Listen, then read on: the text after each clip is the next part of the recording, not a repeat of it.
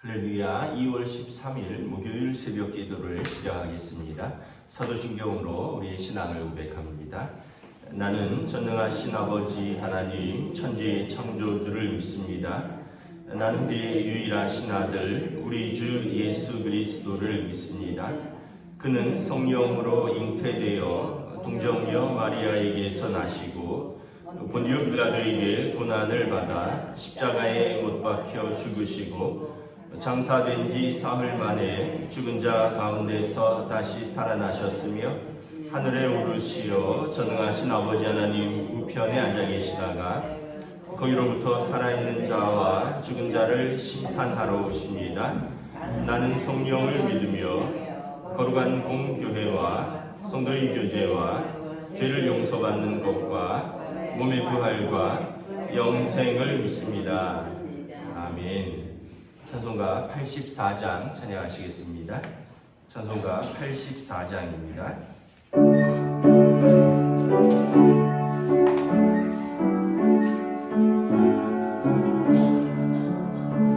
온 세상이 캄캄하여서 참 빛이 없었더니 그 빛나는 영광 나타나 온 세상 빛이 없네. 영광의 주, 영광의 주, 밝은 그빛 내게 비추었네. 영광의 주, 영광의 주, 이 세상에 빛은 오직 주 예수님. 주 말씀을 믿는 사람은 그 마음이 시원하고 주 명령을 준행하는 자 그 길이 환하겠네. 영광의 주, 영광의 주, 밝은 그빛 내게 비추었네. 영광의 주, 영광의 주, 이 세상에 빛은 오직 주 예수님. 죄 가운데 사는 사람은 그 눈이 어두워도 그 죄악을 씻는 날에는 그 눈이 밝아지네.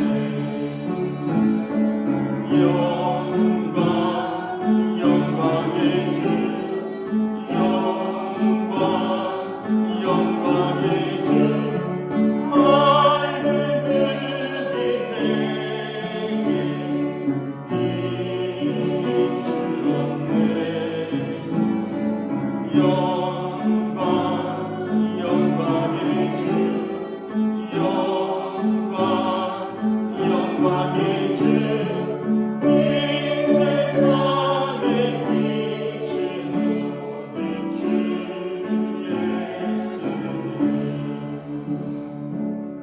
아멘. 오늘 우리에게 주신 하나님 말씀은 신약성경 요한복음 12장 12절에서 19절까지 말씀입니다. 요한복음 12장 12절에서 19절까지 말씀입니다. 다 찾으신 줄 알고 저와 여러분들이 한 절씩 교도하도록 하겠습니다.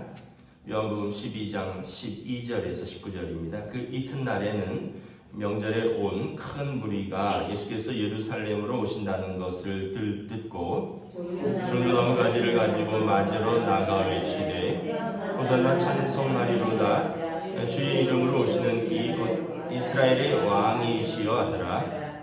예수는 한 어린 나귀를 보고 타시니 이는 기록된 바 시온 따라 두려워하지 말라. 보라 너희 왕이 나귀 새끼를 타고 오신다 함과 같더라.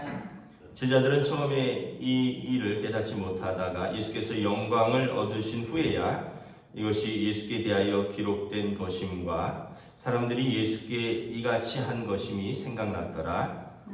나사로를 무덤에서 불러내어 죽은 자 가운데서 살리실 때에 함께 있던 무리가 증언한지라. 이에 무리가 이 예수를 맞음은 이 표적 행하심을 들었음이러라. 바리새인들이 서로 말하되 볼지어다 너희 하는 일이 쓸데없다. 보라 온 세상이 그를 따르는도다 하니라. 아멘. 할렐루야. 네, 오늘도 새날을 주셨습니다. 주님께서 은혜와 평강으로 함께 해주시기 축복합니다. 네, 오늘 예수님께서 이제 명절에, 그러니까 이 명절은 6월절입니다. 6월절에 예루살렘에 올라오십니다. 6월절에는 거의 모든 유대인들 중에 남자들이 예루살렘 성전까지 옵니다. 이유는 6월절, 오순절, 초막절 이 3대 절기 중에 한 번은 반드시 그 몸을 이제 성전에서 보이라. 그러니까 각자 그 회당에서 평소에 예배드리다가 이날만큼은 지방에서부터 서울까지 다 올라와서 뭐 예를 들면 이제 천주교라면 명동성당으로 다 오는 거예요. 그날만큼은 평소에는 지역 성당에서 드리다가 이유는 이것이 이제 율법이기 때문에 그렇습니다. 그리고 3대 명절 중에서 6월절이 또 특별히 의미가 있습니다. 출애굽한 날이거든요. 이때 절기가 우리 부활절쯤 되는 봄입니다. 봄. 예수님께서 예루살렘에 올라오시는데 사람들이 예수님을 막 환호합니다. 10절에 보면 종려나무 가지를 가지고 흔들면서 외칩니다. 호산나 찬송하리로다. 주의 이름으로 오시는 이곳 이스라엘의 왕이시여 하더라. 마태복음에 보면 사람들이 자기 겉옷을 길에다 깔고요. 그리고 종려나무 가지를 흔듭니다. 자기 옷을 깐다는 것은 대단한 예의입니다.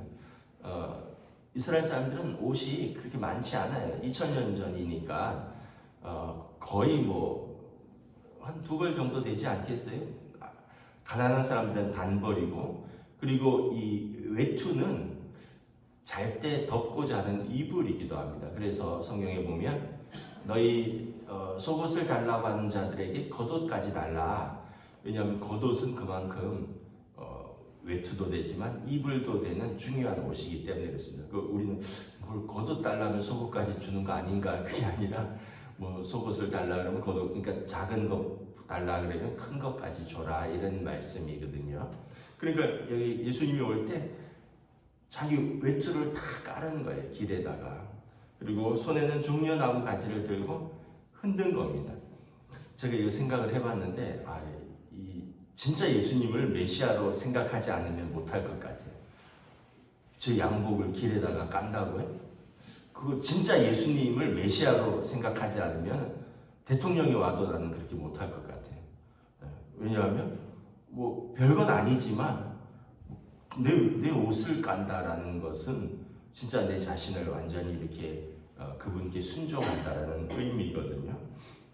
그리고 손에 뭘 흔들어야 되잖아요. 요즘 태극기들 많이 흔들던데 종려나무 가지를 흔듭니다. 종려나무 가지는 이제 야자수 나무 가지인데 그 이스라엘은 사막 기후이기 때문에 종려나무 가지가 이렇게 많아요. 그래서 이렇게 꺾거나 떨어져 있는 걸 이렇게 흔들면서 뭐라 그러냐면 호산나 찬송하리로다. 주의 이름으로 오시는 이 곧 이스라엘의 왕이여.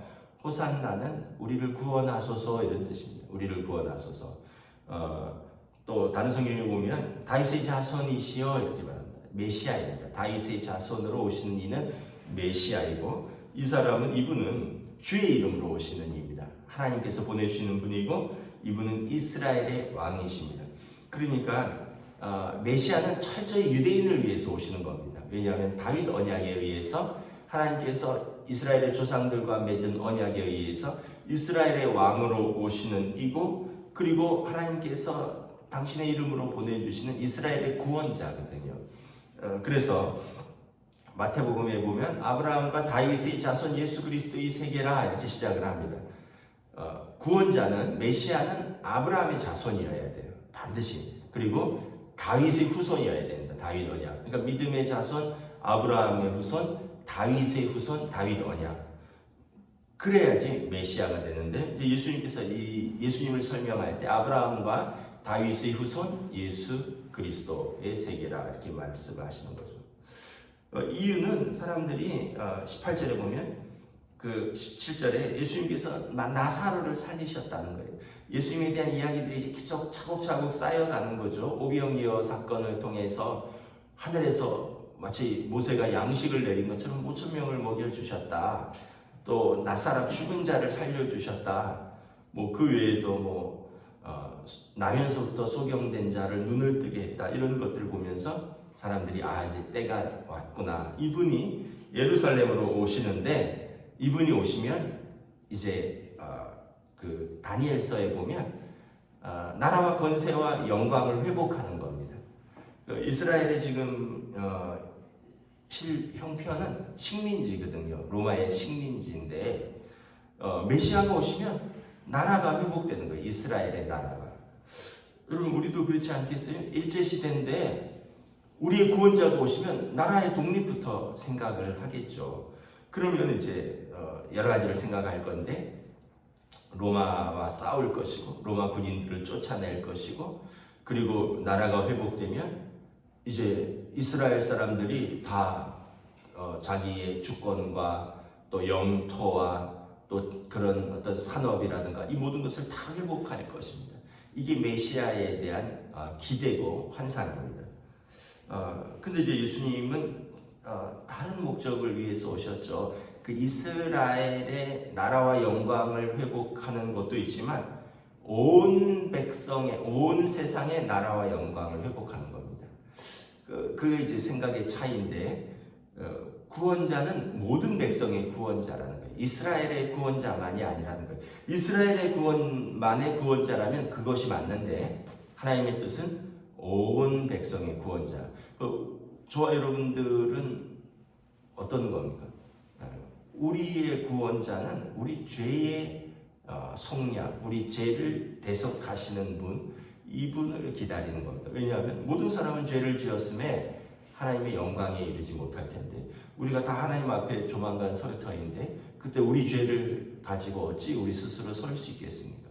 그래서 예수님께서 우리의 죄를 짊어지시고 우리가 예수님의 이름으로 하나님 앞에 서는 것이죠. 그래서 십자가의 속량으로 값없이 의롭다함을 받은 은혜를 우리가 입게 되는 거죠. 이게 우리의 구원인 것입니다. 근데 이제 이 사람들은 이제 정치적인 독립, 경제적인 독립 이거를 생각을 하는 거예요. 그런데 이제 한 사건이 있죠. 14절에 보면 예수님이 한 어린 나귀를 타고 오십니다. 다른 복음서에 보면 길에 매여 있던 한 번도 타본 적이 없는 어린 나귀 새끼입니다. 보통 왕은 말을 타고 들어오죠. 그리고 백마 같은 거 아주 늠름하고 잘생긴 말을 타고 오는데 어린 나귀는 한 번도 사람을 태워본 적이 없는 작고 또 나귀는 평시에 짐을 이렇게 나를 때 쓰는 당나귀입니다. 당나귀 좀 뭐 볼품 없죠. 이렇게 거기다 보찜 챙겨서 장 보러 갈 때 그때 쓰는 동물이거든요. 근데 나귀는 평화를 상징합니다. 평시에 일상에서 쓰는 거고 말은 멋있는데 전쟁에 상징하는 거죠. 그러니까 이제 사람들이 그런 거는 이제 지금은 생각을 못 하는 거예요. 그러나 이제 예수님을 막 종려나무 가지 흔들면서 환영을 하는데 이것도 성경의 뜻을 이루러 하심이라. 15절에 시온 따라 두려워하지 말라 너의 왕이 나귀 새끼를 타고 오신다함과 같으니라. 스가랴서 9장 9절입니다. 이스라엘의 왕은 겸손하여서 어린 나귀를 새끼를 타고 오신다는 거예요. 이 두 가지 의미가 있는데 하나는 평화를 상징하는 것이고 하나는 이 땅에 오시는 그리스도의 겸손함을 상징하는 거예요. 여러분 요즘은 그렇지 않지만 예전에 시골에 부모님이 이렇게 살면서 공부시켜서 서울 보내놓고 그러면 막 서울에서 자녀들이 이렇게 명절 때 내려오면 막 어떤 자가용을 타고 오느냐, 이게 막 동네 관심사였잖아요. 저희 시골에 살 때는 이모나 이모부가 그 여름에 휴가를 오면은 그 마크 5인가, 뭐 그런 그 옛날 그 아시죠? 이렇게 등치 큰 외제차인데 그거 막 타고 오고 이러면 난리가 났었어요. 우리 동네 교회 마당에 차 딱 세우면 우리 동네 애들 다 모여서 자동차 앞뒤로 다 구경하고, 야 이거 우리 이모부 차야 막 그리고 그 자동차 이렇게 한번 가면 애들이 그 차 뒤에 졸졸졸 따라다니고. 그때가 70년대입니다. 70년대. 그러니까 사람도 여러분 이렇게 성공하고 오면 좋은 차 타고 이렇게 딱 들어와야지 폼이 살고 자랑스럽잖아요. 근데 저 집 아들 서울로 일찌감치 유학 가서 막 집 팔고 막 소 팔고 해서 공부해서 뭐 되게 높은 관직에 올랐다 그러는데, 만약에 왔는데 뭐 조그만 티코 하나 타고 오면은 성공했다는데 아닌가벼 막 이럴 거 아니에요. 티코는 우리 동네에서도 우리 아들도 타자녀 막 이러면서. 근데 마치 예수님도 그런 거 같은 경우죠. 근데 사람들이 그때는 몰랐다는 거죠. 나중에 예수님께서 십자가를 지시고 모든 사람의 죄를 짊어지신 그리스도로 오신 것을 깨닫고 난 이후에야, 16절에 처음에는 이 일을 깨닫지 못하다가 예수께서 영광을 얻으신 이후에야, 십자가를 지시고 부활을 하신 이후에야, 이것이 예수께 대하여 성경에 기록된 사실이구나. 예수님께서 하신 모든 일은 성경을 이루려 하심이라. 스가랴 9장 9절 메시아에 대한 예언을 예수님께서 이루려 하십니다. 예수님께서 하신 모든 것은 성경을 이루려 하신 일입니다. 작은 것 하나까지 다 의도가 있으시다. 하나님의 뜻, 하나님의 말씀을 이루시려고 하는 것이다. 그래서 예수님께서 이 십자가를 지신 거죠. 골고다에서. 이것도 성경을 이루려 하십니다. 하나님의 뜻을 이루려 하십니다. 근데 일단 예루살렘에 지금 난리가 났어요. 19절에 바리새인들이 서로 말합니다. 볼지어다 너희 하는 일이 쓸데없다. 보라 온 세상이 그를 따르는도다. 바리새인들은 지금 막 예수님을 언제 죽일까 이거 모의하고 있었는데, 뭐 여론이 막 예수님을 막 이렇게 불길처럼 따르는 거예요.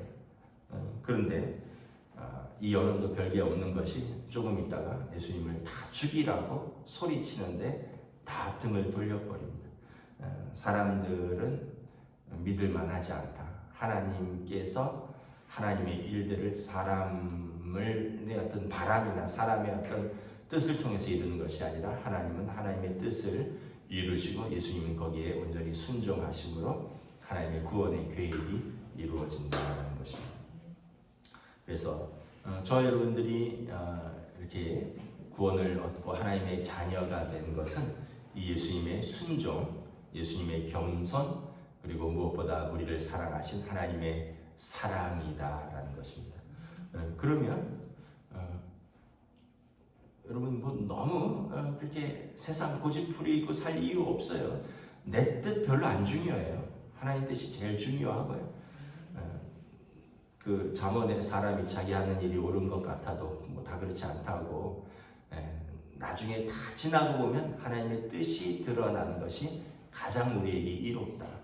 내가 주장하고 내가 고집하고 내가 하는 건 뭐 별로 중요하지 않다. 하나님의 뜻이 드러나고 우리가 거기에 순종할 때 오히려 우리를 들어서 하나님께서 하나님의 일을 하시는 것입니다. 오늘도 이 믿음으로 또 겸손으로 하나님에 대한 사랑으로 살아가는 복된 하루 되시기를 우리 주님의 이름으로 축복합니다. 기도하겠습니다. 하나님 은혜를 감사합니다. 예수님께서 이제 십자가를 지시기 위해서 예루살렘에 입성하십니다. 무리들은 이제 이스라엘의 독립의 때가 다가왔다. 우리가 로마로부터 독립하고 로마 군인들을 내쫓고 영토를 회복하고 주권을 회복하고 우리의 땅을 회복하고 우리의 삶이 회복될 것이다 라는 자기들의 회복에만 관심을 가졌지만, 하나님께서 예수님을 보내신 이유는 온 세상의 회복에 관한 것입니다. 그리고 단순히 땅과 주권의 회복이 아니라 하나님의 백성의 주권의 회복이요, 그리고 죄와 사망의 권세로부터의 회복이며, 그리고 하나님 나라를 세우시고자 하는 하나님의 뜻 가운데 예수님께서 겸손하게 십자가를 지시러 나귀 새끼를 타고 입성하시는 모습을 봅니다. 그때 무리들은 몰랐지만 예수님께서 영광을 받으신 이후에 모든 인류를 위하여 죄를 짊어지시는 그리스도를 깨닫게 되는 것을 바라봅니다.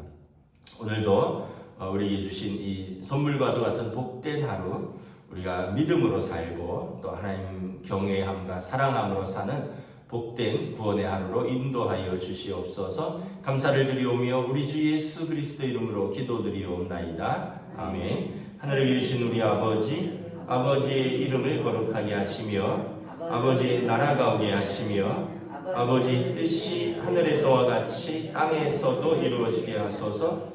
오늘 우리에게 일용할 양식을 주시고 우리가 우리에게 잘못한 사람을 용서하여 준 것 같이 우리 죄를 용서하여 주시고 우리를 시험에 빠지지 않게 하시고 악에서 구하소서. 나라와 권능과 영광이 영원히 아버지의 것입니다.